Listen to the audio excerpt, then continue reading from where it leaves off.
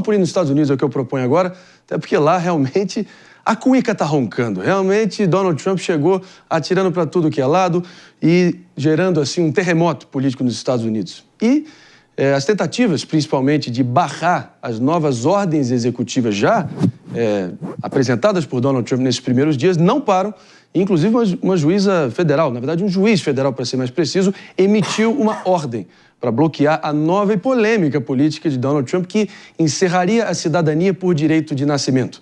Ao mesmo tempo que, pessoal, o Departamento de Justiça ordena que vários procuradores de vários estados ao longo do território americano investiguem e processem autoridades que se recusem a aplicar as novas regras de imigração. Sobre isso, para não ficar aqui só no achismo, ninguém melhor do que a advogada de imigração diretamente de Boston, a Hannah Crispin, que está aqui com a gente. Tudo bem, querida? Prazer em vê-la. Obrigado pela presença aqui. Saiu uma matéria até dizendo como algumas famosas brasileiras tiveram filhos das últimas décadas nos Estados Unidos. A gente menciona a Luciana Gimenez, a Cláudia Leite, a Tami Miranda, a Karina Bach, entre outros. E isso só para mostrar que realmente é um problema que chega até o brasileiro e deixa o cabelo arrepiado de muita gente por aqui. Mas a palavra é sua para você desenrolar o enrolado e dizer o que vai valer no final do dia. Bom, o que vai valer no final do dia nós não sabemos ainda e vamos demorar para saber, porque esta vai ser com certeza uma ação que vai e deve chegar até a Suprema Corte dos Estados Unidos, então vai levar tempo. O juiz da Corte do 5º Distrito já emitiu uma liminar paralisando temporariamente que essa ordem executiva entre em vigor. Vai haver uma outra audiência no dia 6 de fevereiro, e aí ele vai decidir se vai prorrogar esta liminar para que a ordem não entre em vigor até que haja uma decisão final do caso. Então, isso ainda é uma coisa que vai, com certeza, demorar muito tempo e que está causando uma polêmica muito grande, porque o que o presidente quer fazer é terminar com o direito de cidadania para crianças que nasçam aqui, cujos pais não estejam legais no país, e também acabar com o turismo de maternidade, para que as pessoas parem de vir para os Estados Unidos simplesmente para terem uma criança aqui, que essa criança receba a cidadania americana e que no futuro possa decidir se quer viver aqui ou receber os benefícios. O argumento é muito polêmico, porque é um direito que se entende que está baseado na 14ª emenda da Constituição americana. Para dizer, é impressionante como Donald Trump, como lhe é costumeiro, já chegou assim, embaralhando tudo, já realmente com aquela metralhadora giratória dele, atingindo várias pautas que dividem muito o povo americano. Mas eu já vou acionando aqui o Mano também, porque já tem muita gente dizendo que talvez essa ação do juiz, Mano, possa ser um reflexo da judicialização da política, algo que muito brasileiro fala que acontece muito aqui e que no Brasil seria um mero reflexo do que acontece globalmente. E os Estados Unidos poderia ser prova disso. Pois é, mas nesse caso, como é um decreto que mexe diretamente com a 14ª emenda, é muito previsível, né? A primeira coisa que nós falamos assim que ele assinou o decreto foi: isso vai ser judicializado. Então, não dá para culpar a justiça pelo fato de que existem leis, né? Se as leis existem, elas precisam ser levadas a sério por decretos que precisam, por definição, estar abaixo da lei, que, por sua vez, está abaixo da Constituição, né? Inclusive, eu queria ouvir a doutora Hannah sobre uma consideração do juiz que tomou essa decisão. Inclusive, ele foi nomeado como juiz na época do Ronald Reagan, né? E ele trata com espanto a ideia de que algum assessor jurídico tenha dado aval para o decreto do Trump, porque, na visão dele, seria muito explicitamente inconstitucional. Então, qual o grau de adesão a essa tese do juiz que tomou a decisão de que é muito, digamos assim, batom na cueca, que não há muita margem para discussão sobre a inconstitucionalidade desse decreto? Bom, eu acredito, Mano, que quando essa lei, essa ordem executiva foi preparada, eles não tinham a menor dúvida de que isso ia causar toda a polêmica que está causando, e eu vou mais longe ainda. Eu acredito que o objetivo da administração Trump é de que isso chegue realmente na Suprema Corte, porque isso vai acabar sendo uma discussão sobre a leitura correta de quais são os direitos realmente que estão nessa 14ª emenda. Eu acho que vale a pena lembrar que em 2022, o direito ao aborto, que se entendia que estava também na 14ª emenda da Constituição, caiu.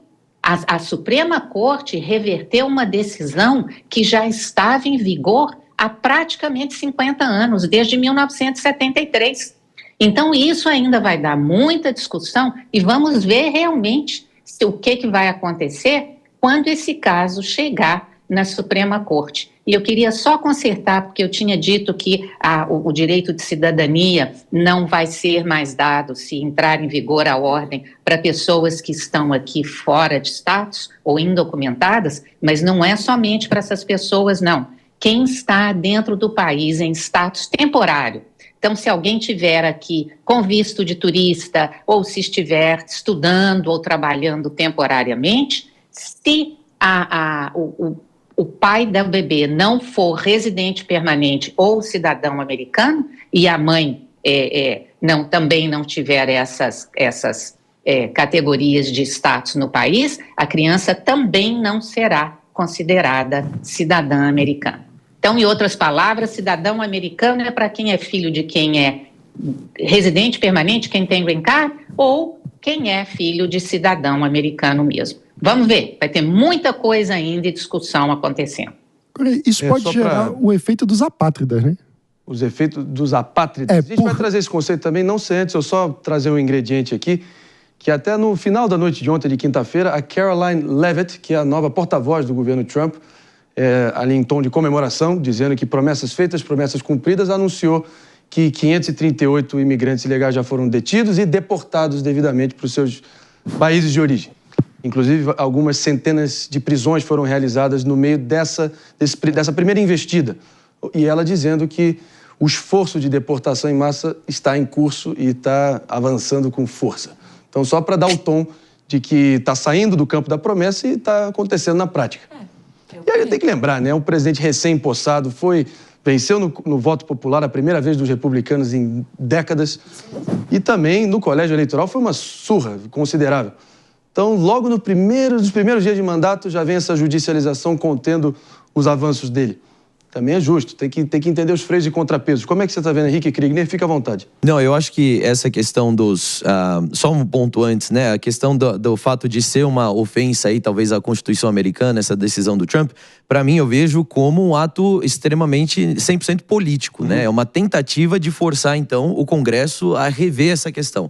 Então, por mais que possa haver essa derrubada e aí ele compra essa briga, mas agora ele levantou um ponto que antes não estava sendo cogitado para uma alteração de legislação. Será que pessoas que estão em trânsito pelos Estados Unidos, ou seja, numa situação temporária, os filhos dessas pessoas devem receber cidadania, né? Não pagaram impostos, mas vão ter ali uma série de benefícios. Ou talvez a gente vai considerar o que está em trânsito em processo de permanência constante, né? Então essa pessoa aí vai receber. Então tem uma série de coisas que aí eu acho que vai cair no legislativo para ver. Agora a questão da imigração em massa, eu acho que é importante sempre lembrar, esses primeiros atos, e o Trump já tinha anunciado isso em campanha, eles estão mirando os imigrantes ilegais que tenham cometido crimes. Exatamente. Além de estar ilegalmente no país, mas aqueles que estão cometendo crimes, os que estão envolvidos em gangues, os que estão com porte de arma, com questões de violência, né? Furtos também. Furtos. E aí, na minha opinião, é a coisa mais certa possível. A pessoa entra no país e comete um crime contra a população daquele país e ainda o país que recebeu essa pessoa vai ter que gastar dinheiro para prender essa pessoa na tentativa de recuperar, que é o propósito aí, né, do sistema penitenciário. Não faz sentido algum. Manda essa pessoa de volta para o seu país, já que aqui ela não consegue conviver em sociedade. Então, acho que o Trump está certíssimo nessa questão e é importante ressaltar que mirando pessoas que cometeram crimes. Ele não está pegando ali trabalhadores que estão ilegais no país, mas que estão trabalhando, estão vivendo de acordo com as regras. Pode ser que chegue a esse ponto, a gente não sabe. Mas a promessa é pegar aqueles que cometeram crimes. E daí está correto. Tudo bem que Washington DC é a capital, uma cidade cosmopolita, capital federal, mas é impressionante que na área de serviços, seja no comércio, seja em táxis, assim, eu diria que toda a experiência que eu tive lá foi com algum imigrante, seja do Oriente Médio ou da América Latina. Então, não dá para a gente subestimar a presença de cidadãos que possam ser ordeiros e contribuam também. Mas, cara, fazer essa linha de corte que o Henrique citou aqui é fundamental, porque também virou a festa do caqui, todo mundo achando que é a casa da mãe Joana. Não tem condição também. Então, já está na hora de botar algum freio nisso. E o povo referendou esse sentimento. Maria de Carli, fica à vontade. Total. Doutora, você mencionou, né, todo o histórico de como se define a questão da cidadania, que eu perguntaria para você, é como eles chamam de ius soli, né?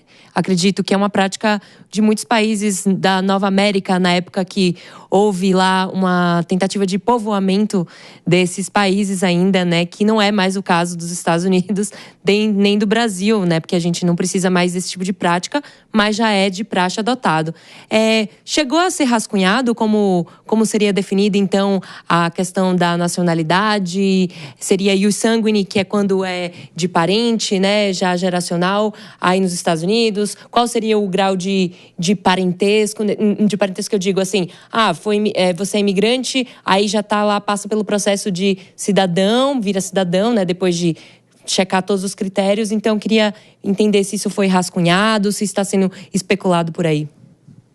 Olha, nós não temos ainda os detalhes de como isso vai funcionar se realmente entrar em vigor.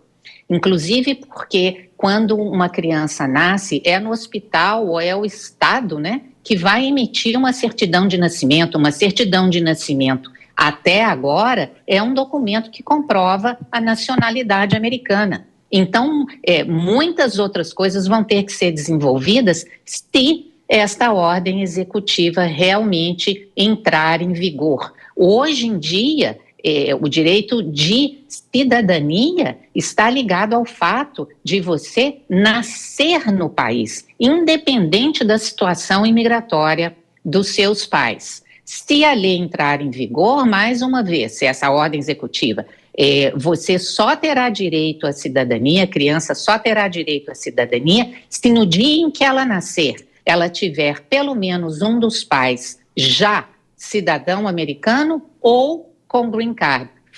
Caso contrário, ela vai ser simplesmente, vai ter a cidadania do país de onde esses pais vierem, né? Dependendo da lei de cada país também, mas não americano.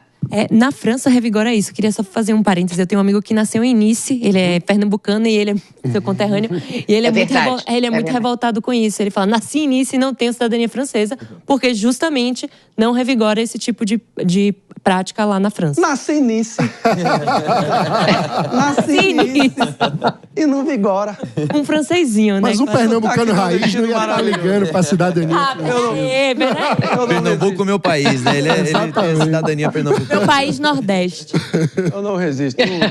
Um abraço apertado à imensa audiência da nação nordestina que nos acompanha dia após dia. Mas eu tenho uma dúvida com a doutora Hannah, porque nessa situação de, por exemplo, pessoas que estão com visto temporário, estudando nos Estados Unidos, existem alguns países onde a cidadania se dá pelo nascimento no solo e não pela cidadania dos pais. Então, considerando um caso de um casal que vai para os Estados Unidos estudar ou tem um visto temporário e, eventualmente, tem o filho nos Estados Unidos, tendo origem num país que a lei não reconhece o direito à cidadania pelo sangue, a gente estaria falando, portanto, do surgimento de bebês apátridas, né? Sem pátria.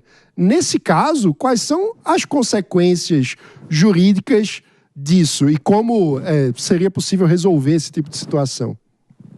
Olha, isso é uma pergunta interessantíssima. Eu venho pensando realmente nesta situação desde que foi anunciada essa ordem executiva sobre a cidadania, e isso é algo que nós vamos ter que ver também como é que vai funcionar. Nós temos que estudar, por exemplo, como a França vem desenvolvendo isso e qual o tipo de países ou de pessoas que são afetadas e ficarem sem ter alguma nacionalidade. Eu sei que no Brasil você tem o direito de requerer a cidadania brasileira por causa de laços sanguíneos, né? Agora, eu não sei e vai ser algo muito interessante para a gente ver como são os outros países pelo mundo afora, como é que eles reconhecem ou não o direito da cidadania. O fato é que os Estados Unidos, ou o presidente Trump, não quer mais conceder a cidadania para toda e qualquer pessoa ou criança que nasça em solo americano.